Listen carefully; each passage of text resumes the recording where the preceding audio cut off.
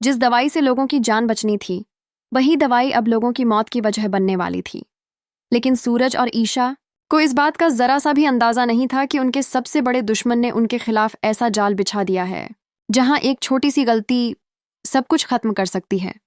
और सबसे बड़ा झटका तब लगने वाला था जब ईशा को पता चलेगा कि जिस इंसान पर वो सबसे ज्यादा भरोसा करती है, वही इंसान उसके सामने सबसे बड़ा सच छुपा रहा है। आखिर कौन है वो? और क्या सूरज इस बार खुद को और अपने लोगों को बचा पाएगा, या फिर उसका नाम हमेशा के लिए बर्बाद हो जाएगा? कैंप के लिए पूरा स्टाफ निकल चुका था।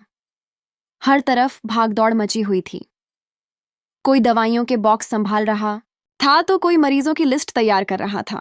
लेकिन इस अफरा तफरी के बीच भी सूरज की नजर बार बार ईशा पर जा रही थी।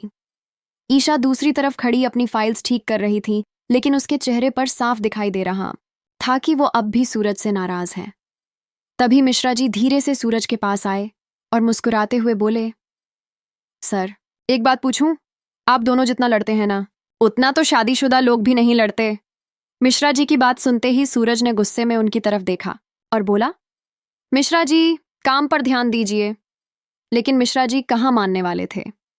वो धीरे से हंसते हुए बोले, सर, गुस्सा छुपाने से क्या फायदा? आपकी नजरें सब बता देती हैं। उधर ईशा ने ये बात सुन ली थी। उसने तुरंत पलटकर कहा, मिश्रा जी, अगर आपका काम खत्म हो गया हो तो जाइए और बाकी लोगों की मदद कीजिए। लेकिन अंदर ही अंदर ईशा भी समझ नहीं पा रही थी कि आखिर सूरज की हर बात उसे इतनी क्यों चुभती है। तभी अचानक कैंप के बाहर जोर जोर से शोर सुनाई देने लगा। एक आदमी भागता हुआ अंदर आया और हांफते हुए बोला, सर जल्दी चलिए। बाहर एक बच्चा अचानक बेहोश हो गया। इतना सुनते ही सूरज तुरंत बाहर भागा। ईशा भी उसके पीछे पीछे चली गई। बाहर पहुंचते ही सबके चेहरे पर डर साफ दिखाई दे रहा था। एक छोटा बच्चा जमीन पर पड़ा तड़प रहा था और उसकी मां जोर जोर से रो रही थी। मेरे बच्चे को बचा लीजिए साहब, इसे कुछ हो गया है। सूरज तुरंत नीचे बैठा और बच्चे की हालत देखने लगा। तभी उसने देखा कि बच्चे को वही इंजेक्शन लगाया गया था जो कैंप से दिया गया था। ये देखते ही सूरज के चेहरे का रंग उड़ गया। उसने तुरंत डॉक्टर को बुलाया। डॉक्टर ने बच्चे को चेक किया और गंभीर आवाज में बोला, सर, इस इंजेक्शन में कुछ गड़बड़ है। ये सुनते ही वहां खड़े सभी लोग एक दूसरे का मुंह देखने लगे। ईशा हैरानी से बोली, लेकिन ये कैसे हो सकता है? सारी दवाइयां तो चेक होकर आई थीं। तभी पीछे खड़ा एक आदमी जोर से चिल्लाया, ये सब लापरवाही है, लोगों की जान से खेला जा रहा है। और देखते ही देखते वहां मौजूद भीड़ भड़कने लगी। सूरज ने सबको शांत करने की कोशिश की, लेकिन लोग लगातार गुस्से में चिल्ला रहे थे। तभी एक और औरत रोते हुए वहां आई और बोली, मेरे पति की हालत भी खराब हो गई है, उन्हें भी यही दवाई दी गई थी। अब मामला और बिगड़ चुका था। मीडिया वाले भी वहां पहुंच गए थे। कैमरे सीधे सूरज के चेहरे पर थे। एक रिपोर्टर जोर से बोला, आईएएस सूरज, सिंह के कैंप में जहरीली दवाइयां बांटी जा रही हैं। क्या प्रशासन लोगों की जान के साथ खेल रहा है? यह सुनते ही सूरज का गुस्सा बढ़ गया, लेकिन वो खुद को संभालते हुए बोला, जब तक पूरी जांच नहीं हो जाती कोई भी गलत निष्कर्ष मत निकालिए। लेकिन भीड़ अब किसी की सुनने को तैयार नहीं थी। उधर दूर खड़ा आकाश ये सब देखकर मुस्कुरा रहा था। उसके चेहरे पर ऐसी खुशी थी जैसे उसे इसी पल का इंतजार था। उसके पास खड़ी उसकी मां धीरे से बोली, लगता है इस बार सूरज बच नहीं पाएगा। आकाश हंसते हुए बोला, अब खेल शुरू हुआ है मां, अभी तो सूरज की बर्बादी देखना बाकी है। इधर ईशा लगातार लोगों को संभालने की कोशिश कर रही थी, लेकिन तभी उसकी नजर दवाइयों के एक खुले बॉक्स पर पड़ी। उसने जल्दी से एक इंजेक्शन उठाया और ध्यान से देखने लगी। कुछ सेकंड बाद उसके चेहरे का रंग बदल गया। वो धीरे से बोली, ये बैच नंबर? तभी सूरज उसकी तरफ आया और पूछा, क्या हुआ? ईशा ने कांपती आवाज में कहा, सर, ये बैच नंबर हमारे रिकॉर्ड से मैच नहीं कर रहा। ये सुनते ही सूरज चौंक गया। उसने तुरंत सारे बॉक्स चेक करवाने शुरू किए और जैसे जैसे बॉक्स खुलते गए सबके होश उड़ते गए। आधी से ज्यादा दवाइयां नकली थीं। ये देखकर मिश्रा जी के हाथ कांपने लगे। वो डरते हुए बोले, सर, अगर ये बात बाहर फैल गई तो बहुत बड़ा बवाल हो जाएगा। सूरज ने गुस्से में मुट्ठी भींच ली। उसे समझ आ चुका था कि ये कोई छोटी गलती नहीं, बल्कि बहुत बड़ी साजिश है। लेकिन असली झटका अभी बाकी था। तभी पुलिस की एक टीम वहां पहुंची। इंस्पेक्टर सीधे सूरज के पास आया और बोला, आईएएस सूरज सिंह, आपके खिलाफ शिकायत दर्ज हुई है कि आपने बिना जांच के नकली दवाइयां कैंप में इस्तेमाल करवाई हैं। ये सुनते ही सब दंग रह गए। ईशा तुरंत आगे आई और बोली, ये झूठ है सर, ऐसा कभी नहीं कर सकते। लेकिन इंस्पेक्टर ने सख्त आवाज में कहा, मैडम, हमारे पास सबूत हैं। इतना कहकर उसने एक फाइल सूरज के सामने रख दी। फाइल देखते ही सूरज की आंखें फैल गईं, क्योंकि उस पर उसके खुद के साइन थे। ईशा हैरानी से सूरज की तरफ देखने लगी। उसे समझ नहीं आ रहा था कि आखिर ये सब कैसे हो सकता है। तभी पीछे से आकाश की धीमी हंसी सुनाई दी और उसी पल सूरज को एहसास हो गया कि दुश्मन ने इस बार वार बहुत गहरा किया है। ईशा अभी भी उसी फाइल को देख रही थी। उसके हाथ कांप रहे थे और दिमाग में सिर्फ एक ही सवाल घूम रहा था, अगर सूरज ने यह साइन नहीं किए तो फिर यह फाइल आई कहां से? लेकिन उससे पहले कि वो कुछ पूछ पाती, इंस्पेक्टर ने सख्त आवाज में कहा, आईएएस सूरज सिंह, हमें आपके साथ थाने चलना होगा। इतना सुनते ही पूरे कैंप में सन्नाटा छा गया। मिश्रा जी घबराकर बोले, सर, ऐसा कैसे हो सकता है? सर तो खुद सारी दवाइयां चेक करते हैं। लेकिन इंस्पेक्टर किसी की सुनने को तैयार नहीं था। उधर मीडिया वालों ने कैमरे और पास कर दिए। हर तरफ सिर्फ एक ही नाम गूंज रहा था, आईएएस सूरज सिंह। ईशा तुरंत सूरज के सामने आकर खड़ी हो गई और बोली, कोई भी इन्हें कहीं नहीं ले जाएगा, पहले पूरी जांच होगी। इंस्पेक्टर ने ताना मारते हुए कहा, मैडम, आप इनकी वकील हैं क्या? ईशा गुस्से में बोली, नहीं, लेकिन मैं इतना जरूर जानती हूं कि ये इंसान कभी लोगों की जान के साथ खिलवाड़ नहीं कर सकता। सूरज लगातार शांत खड़ा था, लेकिन उसकी आंखों में गुस्सा साफ दिखाई दे रहा था। तभी उसने इंस्पेक्टर के हाथ से फाइल ली और ध्यान से देखने लगा। अगले ही पल उसकी नजर एक छोटी सी गलती पर पड़ी। वो धीमी आवाज में बोला, ये साइन मेरे हैं, लेकिन ये तारीख गलत है। इंस्पेक्टर चौंक गया। ईशा तुरंत बोली, क्या मतलब? सूरज ने फाइल सबके सामने करते हुए कहा, जिस दिन की ये तारीख है उस दिन मैं दिल्ली में मीटिंग में था। मैं इस फाइल पर साइन कर ही नहीं सकता। ये सुनते ही कुछ देर के लिए वहां खड़े लोग भी चुप हो गए। लेकिन तभी पीछे से एक आदमी चिल्लाया, सब झूठ है, बड़े लोग हमेशा बच निकलते हैं। और फिर भीड़ दोबारा भड़कने लगी। किसी ने पत्थर फेंका जो सीधे कैंप की टेबल पर जाकर गिरा। अफरा तफरी मच गई। लोग डरकर इधर उधर भागने लगे। तभी एक और मरीज अचानक जमीन पर गिर पड़ा। उसकी हालत पहले से भी ज्यादा खराब थी। ईशा तुरंत उसकी तरफ भागी। उसने डॉक्टर को बुलाया, लेकिन डॉक्टर परेशान होकर बोला, मैडम, अगर ये दवाइयां सच में नकली हैं तो मरीजों को संभालना मुश्किल हो जाएगा। ये सुनते ही ईशा के चेहरे पर डर साफ दिखाई देने लगा। उधर सूरज ने तुरंत पूरे कैंप की दवाइयां बंद करवाने का आदेश दिया। उसने जोर से कहा, जब तक जांच पूरी नहीं होती कोई भी इंजेक्शन इस्तेमाल नहीं होगा। लेकिन तभी भीड़ में से एक आदमी गुस्से में चिल्लाया, अब आदेश देने का क्या फायदा, लोगों की जान तो जा चुकी है। और अगले ही पल कुछ लोग सूरज की तरफ बढ़ने लगे। माहौल इतना खराब हो चुका था कि पुलिस को बीच में आना पड़ा। इसी बीच आकाश एक कोने में खड़ा सब देख रहा था। उसके चेहरे पर खतरनाक मुस्कान थी। उसकी माँ धीरे से बोली, बेटा, कहीं मामला ज्यादा ना बिगड़ जाए। आकाश हंसते हुए बोला, माँ, अभी तो सिर्फ शुरुआत है। जब सूरज जेल जाएगा ना, तब असली मजा आएगा। तभी उसका फोन बजा। दूसरी तरफ उसका आदमी था। उसने धीरे से कहा, सर, एक छोटी सी परेशानी हो गई है। आकाश का चेहरा तुरंत बदल गया। वो गुस्से में बोला, अब क्या हुआ? आदमी डरते हुए बोला, सर, नकली दवाइयों वाला एक बॉक्स शायद गलत जगह छूट गया है। ये सुनते ही आकाश के होश उड़ गए। उसने गुस्से में फोन काट दिया और बोला, अगर वो बॉक्स किसी के हाथ लग गया तो पूरा खेल बिगड़ जाएगा। उधर ईशा मरीजों को संभालते संभालते अचानक रुक गई। उसकी नजर कैंप के पीछे रखे एक टूटे हुए कार्टन पर पड़ी। वो धीरे धीरे उसकी तरफ बढ़ी। कार्टन के ऊपर वही कंपनी का नाम लिखा था जो असली दवाइयों की सप्लाई करती थी। लेकिन जब उसने बॉक्स खोला तो अंदर की शीशियां अलग थीं। ईशा हैरानी से बोली, ये यहाँ कैसे आया? तभी पीछे से किसी के कदमों की आवाज आई। ईशा तुरंत पलटी, लेकिन वहां कोई नहीं था। उसका दिल तेजी से धड़कने लगा। उसने जल्दी से एक शीशी उठाई और अपने बैग में रख ली। तभी अचानक उसके फोन पर एक मैसेज आया। मैसेज पढ़ते ही उसके चेहरे का रंग उड़ गया। उसमें लिखा था, अगर सूरज को बचाने की कोशिश की तो अगला नंबर तुम्हारा होगा। ईशा कुछ सेकंड तक वहीं खड़ी रह गई। उसके हाथ कांप रहे थे, लेकिन अगले ही पल उसने गुस्से में फोन बंद किया और बोली, जो भी हो, मैं सच पता लगा कर रहूंगी। तभी मिश्रा जी भागते हुए उसके पास आए और बोले, ईशा जी जल्दी चलिए, सर को पुलिस स्टेशन ले जाया जा रहा है। इतना सुनते ही ईशा दौड़ पड़ी। बाहर पहुंचते ही उसने देखा कि पुलिस सूरज को गाड़ी में बैठाने वाली है। मीडिया वाले लगातार सवाल पूछ रहे थे। तभी ईशा जोर से बोली, रुकिए। सबकी नजर उसकी तरफ चली गई। वो सीधे इंस्पेक्टर के सामने आई और बोली, मेरे पास सबूत है कि यह साजिश है।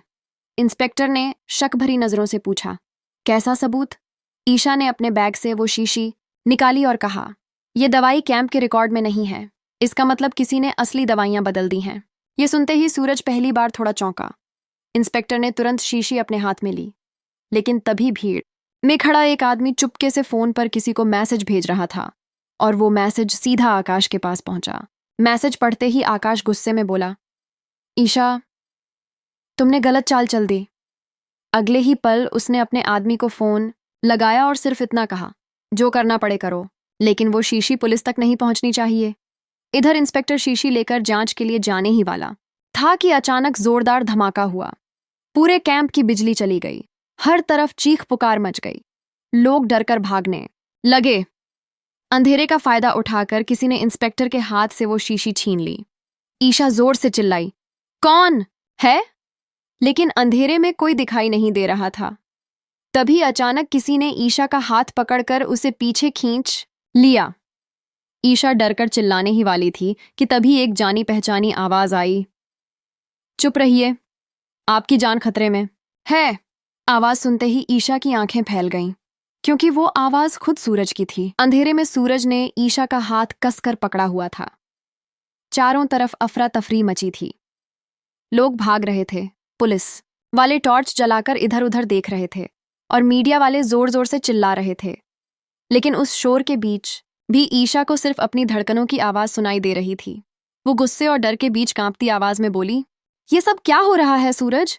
और आप मुझे यहां क्यों लेकर आए हैं? सूरज ने धीरे से उसका हाथ छोड़ा और बोला, क्योंकि जो लोग ये सब कर रहे हैं वो अब तुम्हें भी नुकसान पहुंचाना चाहते हैं। ईशा हैरानी से उसे देखने लगी। तभी दूर से पुलिस वालों की आवाज आई, सर वो लोग उधर गए हैं। सूरज तुरंत ईशा को कैंप के पीछे बने पुराने स्टोर रूम में ले गया और दरवाजा बंद कर दिया। कुछ सेकंड तक दोनों चुप रहे। बाहर लगातार शोर सुनाई दे रहा था। ईशा गुस्से में बोली, आप मुझसे कुछ छुपा रहे हैं ना? सूरज उसकी तरफ देखने लगा, लेकिन कुछ नहीं बोला।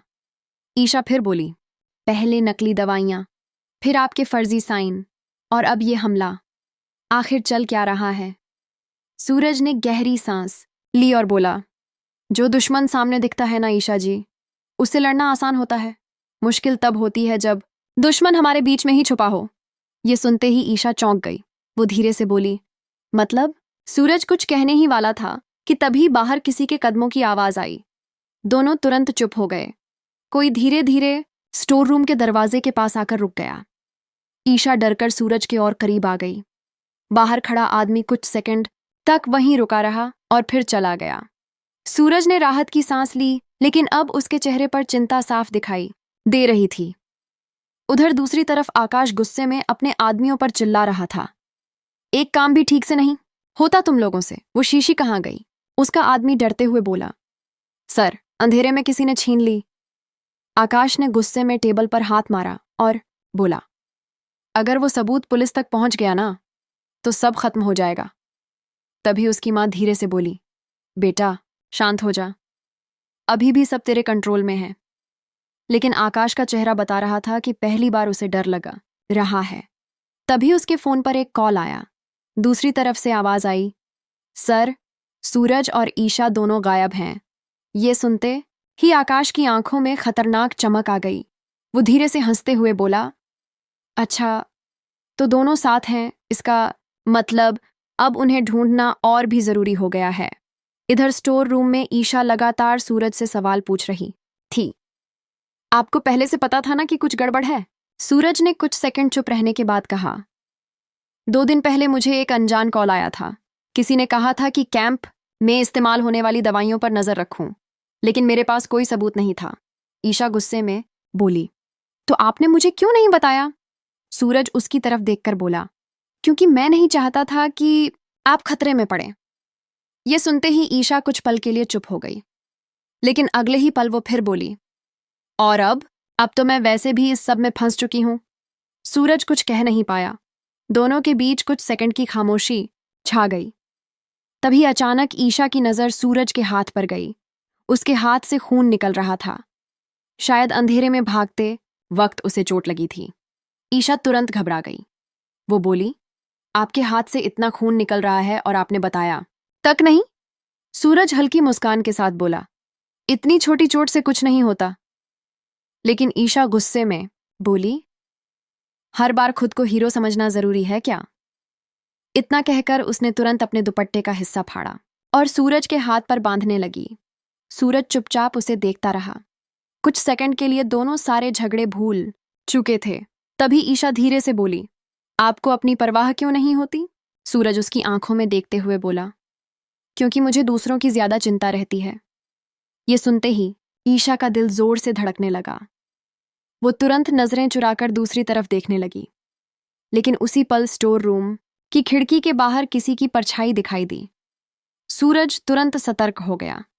उसने धीरे से ईशा को पीछे किया और खुद आगे बढ़ा। अगले ही पल खिड़की का शीशा जोर से टूटा और एक आदमी अंदर कूद पड़ा। उसके हाथ में चाकू था। ईशा डरकर चिल्लाई। आदमी सीधे सूरज पर हमला करने दौड़ा, लेकिन सूरज ने उसका हाथ पकड़ लिया। दोनों के बीच जोरदार हाथापाई शुरू हो गई। स्टोर रूम में सामान इधर उधर गिरने लगा। ईशा डर के मारे कांप रही थी, लेकिन तभी उसकी नजर पास पड़े लोहे के पाइप पर पड़ी। उसने तुरंत पाइप उठाया और पीछे से उस आदमी के हाथ पर जोर से मार दिया। आदमी दर्द से चिल्लाया और चाकू नीचे गिर गया। सूरज ने मौका देखकर उसे धक्का दिया। आदमी जमीन पर गिरा और भागने की कोशिश करने लगा, लेकिन जाते जाते उसके जेब से एक छोटा सा कार्ड नीचे गिर गया। सूरज ने तुरंत वो कार्ड उठा लिया। कार्ड देखकर उसके चेहरे का रंग बदल गया। ईशा ने घबराकर पूछा, क्या हुआ? सूरज ने धीरे से कहा, ये कार्ड। ईशा ने कार्ड उसके हाथ से लिया और जैसे ही उसने उस पर बना निशान देखा, उसके होश उड़ गए, क्योंकि वही निशान उसने कुछ दिन पहले आकाश की फाइल पर देखा था। अब ईशा को समझ आ चुका था कि इस पूरे खेल के पीछे कौन है। वो गुस्से में बोली, मतलब आकाश ये सब कर रहा है? सूरज ने गंभीर आवाज में कहा, मुझे पहले से शक था, लेकिन अब यकीन हो गया। तभी अचानक ईशा का फोन बजा। स्क्रीन पर मेघा का नाम देखकर वो तुरंत घबरा गई। उसने जल्दी से कॉल उठाई। दूसरी तरफ मेघा रो रही थी। इशू दी, जल्दी आओ, दादी की तबीयत बहुत खराब हो गई है। ये सुनते ही ईशा के पैरों तले जमीन खिसक गई। वो कांपती आवाज में बोली, क्या? लेकिन तभी कॉल कट गई। ईशा घबराकर बोली, मुझे अभी घर जाना होगा। सूरज तुरंत बोला, नहीं, अभी बाहर जाना खतरे से खाली नहीं है। लेकिन ईशा गुस्से में बोली, मेरे परिवार की जान खतरे में है और आप मुझे रोक रहे हैं। सूरज कुछ कह पाता उससे पहले ही बाहर अचानक पुलिस सायरन की आवाज गूंजने लगी और अगले ही पल स्टोर रूम का दरवाजा जोर से खुला। सामने इंस्पेक्टर खड़ा था और उसके पीछे आकाश मुस्कुरा रहा था। दरवाजा खुलते ही ईशा और सूरज दोनों चौंक गए। इंस्पेक्टर ने गुस्से में कहा, तो आप यहां छुपे हुए थे मिस्टर सूरज सिंह? लेकिन सूरज की नजर सीधे आकाश पर टिक गई थी। आकाश के चेहरे पर वही खतरनाक मुस्कान थी, जैसे उसे सब पहले से पता हो। वो धीरे धीरे अंदर आया और ताली बजाते हुए बोला, वाह सर, लोगों के सामने ईमानदारी का नाटक और यहाँ चोरी छुपे भागने की तैयारी। ईशा गुस्से में बोली, बस कीजिए आकाश, हमें सब पता चल चुका है। आकाश नकली हैरानी दिखाते हुए बोला, सच में? क्या पता चल गया आपको? तभी सूरज ने वो कार्ड उसकी तरफ फेंका और बोला, अब भी नाटक करोगे? कार्ड देखते ही कुछ सेकंड के लिए आकाश का चेहरा उतर गया, लेकिन अगले ही पल वो हंस पड़ा। सर, एक कार्ड से आप मुझे अपराधी साबित कर देंगे? इंस्पेक्टर तुरंत बोला, देखिए मैडम और सर, बिना सबूत किसी पर आरोप लगाना गलत है। ईशा गुस्से में बोली, सबूत चाहिए ना? कैंप में नकली दवाइयां पहुंची कैसे? और सूरज, सर के फर्जी साइन किसने किए? लेकिन आकाश शांत आवाज में बोला, ये सवाल तो मुझे भी पूछना चाहिए, क्योंकि सारे रिकॉर्ड्स में जिम्मेदारी सूरज सर की ही निकल रही है। इतना सुनते ही इंस्पेक्टर ने फिर से सूरज की तरफ देखा। माहौल एक बार फिर सूरज के खिलाफ होता जा रहा था। तभी अचानक मिश्रा जी भागते हुए वहां पहुंचे। वो बुरी तरह घबराए हुए थे। आते ही बोले, सर बहुत बड़ी मुसीबत हो गई। सूरज ने पूछा, अब क्या हुआ? मिश्रा जी हाँफते हुए बोले, जो मरीज बीमार हुए थे उनमें से एक की हालत बहुत ज्यादा खराब हो गई है। मीडिया वाले कह रहे हैं कि अगर कुछ हुआ तो पूरा दोष प्रशासन पर जाएगा। ये सुनते ही ईशा के चेहरे पर डर साफ दिखाई देने लगा। दूसरी तरफ आकाश अंदर ही अंदर खुश हो रहा था। उसे लग रहा था कि अब सूरज किसी भी हालत में नहीं बच पाएगा। लेकिन तभी सूरज ने अचानक इंस्पेक्टर की तरफ देखा और बोला, अगर मैं दोषी हूं तो मैं खुद आपके साथ चलूंगा, लेकिन उससे पहले मुझे सिर्फ 2 घंटे चाहिए। इंस्पेक्टर चौंक गया। 2 घंटे? किस लिए? सूरज ने गंभीर आवाज में कहा, असली अपराधी तक पहुंचने के लिए। इंस्पेक्टर कुछ सोचने लगा। तभी आकाश बीच में बोल पड़ा, सर ये सिर्फ टाइम पास कर रहे हैं ताकि सबूत मिटा सकें। लेकिन तभी ईशा आगे आई और बोली, अगर सूरज सर गलत निकले तो सबसे पहले मैं खुद इनके खिलाफ गवाही दूंगी। ईशा की ये बात सुनकर सब हैरान रह गए। सूरज भी कुछ सेकंड तक उसे देखता रह गया। इंस्पेक्टर ने आखिरकार 2 घंटे का समय दे दिया, लेकिन उसने साफ कह दिया, अगर 2 घंटे में कुछ साबित नहीं हुआ तो मैं आपको तुरंत गिरफ्तार कर लूंगा। इतना कहकर वो वहां से चला गया। आकाश भी जाते जाते सूरज के करीब आया और धीमी आवाज में बोला, इस बार बचना मुश्किल है सर। सूरज ने उसकी आंखों में देखते हुए कहा, अभी खेल खत्म नहीं हुआ आकाश। दोनों की नजरें टकराईं और माहौल में अजीब सा तनाव फैल गया। उनके जाते ही ईशा तुरंत सूरज के पास आई और बोली, अब क्या करेंगे? सूरज कुछ सेकंड सोचता रहा, फिर बोला, हमें उस गोडाउन तक पहुंचना होगा जहां असली दवाइयां बदली गई थीं। मिश्रा जी डरते हुए बोले, लेकिन सर वहां जाना सुरक्षित नहीं होगा। सूरज ने कहा, अब हमारे पास और कोई रास्ता भी नहीं है। इसके बाद तीनों तुरंत गाड़ी में बैठकर उस पुराने गोडाउन की तरफ निकल पड़े। रास्ते भर ईशा बार बार मेघा को कॉल कर रही थी, लेकिन फोन नहीं लग रहा था। उसका डर लगातार बढ़ता जा रहा था। सूरज ने उसकी तरफ देखा और बोला, घबराइए मत, सब ठीक होगा। ईशा गुस्से में बोली, हर बार यही कहते हैं आप, लेकिन कुछ भी ठीक नहीं हो रहा। कुछ देर बाद उनकी गाड़ी शहर के बाहर बने पुराने गोडाउन के पास पहुंची। चारों तरफ सन्नाटा था। हवा की आवाज भी डर पैदा कर रही थी।